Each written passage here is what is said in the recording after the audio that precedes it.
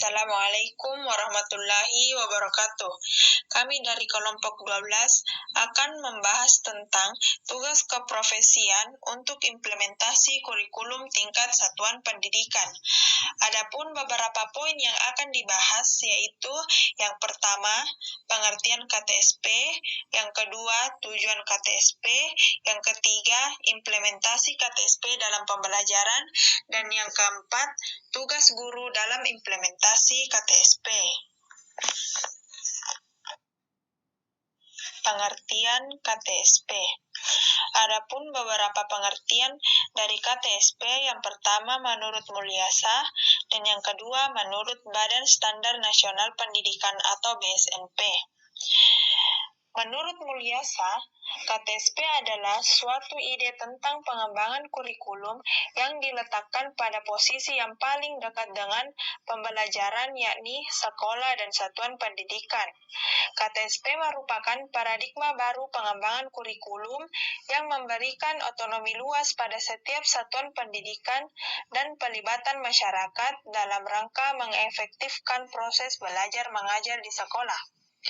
Menurut Badan Standar Nasional Pendidikan atau BSNP, kurikulum tingkat satuan pendidikan adalah kurikulum operasional yang disusun oleh dan dilaksanakan di masing-masing satuan pendidikan. KTSP terdiri dari tujuan pendidikan tingkat satuan pendidikan, struktur dan muatan kurikulum tingkat satuan pendidikan, kalender pendidikan, dan silabus. Selanjutnya yaitu tujuan KTSP. Ada dua tujuan dari KTSP, yaitu tujuan umum dan tujuan khusus. Tujuan umum dari KTSP yaitu untuk memandirikan dan memberdayakan satuan pendidikan melalui pemberian kewenangan atau otonomi kepada lembaga pendidikan atau satuan pendidikan dan mendorong sekolah untuk melakukan pengambilan keputusan secara partisipatif dalam pengembangan kurikulum. Adapun tujuan khususnya, yang pertama yaitu meningkatkan mutu pendidikan melalui kemandirian dan inisiatif sekolah dalam mengembangkan kurikulum, mengelola dan memberdayakan sumber daya yang tersedia. Yang kedua, meningkatkan kepedulian warga sekolah dan masyarakat dalam pengembangan kurikulum melalui pengambilan keputusan bersama. Dan yang ketiga, meningkatkan kompetensi yang sehat antar satuan pendidikan tentang kualitas pendidikan yang akan dicapai. Selanjutnya yaitu implementasi KTSP dalam pembelajaran. Implementasi KTSP akan bermuara pada bagaimana pelaksanaan pembelajaran, yaitu bagaimana agar isi atau pesan-pesan kurikulum atau SKKD dapat dicerna oleh peserta didik secara tepat dan optimal.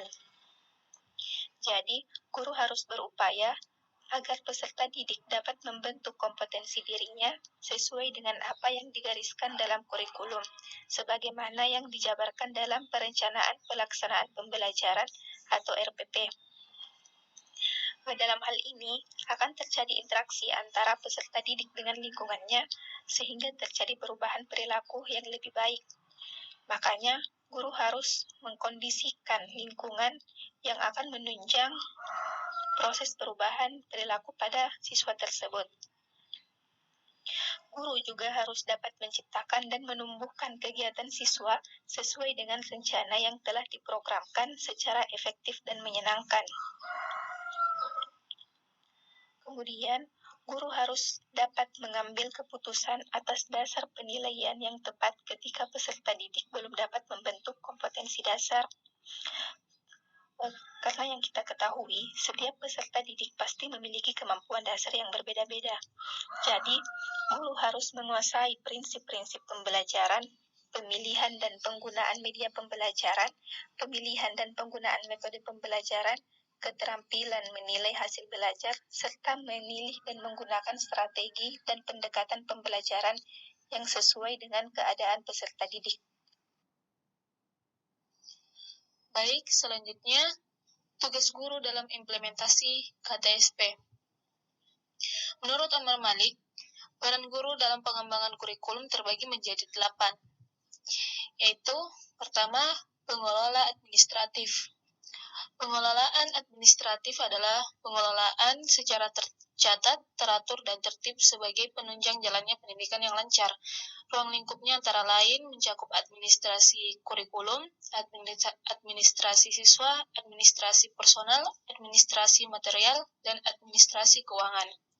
Selanjutnya, pengelolaan konseling dan pengembangan kurikulum. Pengelolaan layanan bimbingan konseling dan pengembangan kurikulum merupakan hal yang mendesak dan diperlukan untuk menunjang pencapaian tujuan pendidikan. Selanjutnya, tenaga profesional. Guru tidak hanya berperan sebagai guru di dalam kelas, ia juga seorang komunikator, pendorong kegiatan belajar, pengembang alat-alat belajar, penyusun organisasi, manajer sistem pengajar, dan pembimbing baik di sekolah maupun di masyarakat. Selanjutnya, berpartisipasi dalam pengembangan kurikulum. Berpartisipasi dalam pengembangan kurikulum, guru diharapkan berperan aktif dalam kepanitiaan atau tim pengembangan kurikulum. Oleh karena itu, guru memegang peran penting dalam perencanaan, pelaksanaan, dan pengembangan kurikulum di kelasnya. Selanjutnya, meningkatkan keberhasilan sistem instruksional. Keberhasilan mengajar bergantung pada kepribadian, pengetahuan, dan keahlian guru. Dengan keahlian, keterampilan, dan kemampuan seninya dalam mengajar, guru mampu menciptakan sistem belajar yang aktif dan mampu mendorong aktivitas anak. Selanjutnya, pendekatan kurikulum. Guru yang bijaksana senantiasa berupaya mengembangkan kurikulum sekolah berdasarkan kepentingan masyarakat, kebutuhan siswa, serta ilmu pengetahuan dan teknologi. Upaya pengembangan ini disertai dengan tindakan yang nyata di kelas. Selanjutnya, meningkatkan pemahaman konsep diri. Guru dapat mengembangkan kurikulum dengan cara mempelajari lebih banyak tentang dirinya sendiri. Keberhasilan guru terletak pada pengetahuan tentang diri dan pengenalan terhadap kekuatan dan kelemahan pribadi, serta bagaimana mengatasi kelemahan-kelemahan tersebut. Selanjutnya, dan yang terakhir, memupuk hubungan timbal balik yang harmonis antara siswa. Guru berupaya mendorong dan memajukan kegiatan belajar siswa sehingga terjadi perubahan tingkah laku yang diinginkan. Guru hendaknya bersikap menerima, menghargai, dan menyukai siswanya sehingga siswa pun menyenangi guru dan menghayati harapan serta keinginan gurunya. Sekian materi dari kelompok kami. Mohon maaf apabila ada kekurangan atau kelebihan dalam penyampaian materi ini. Wabillahi taufiq wal hidayah. Wassalamualaikum warahmatullahi wabarakatuh.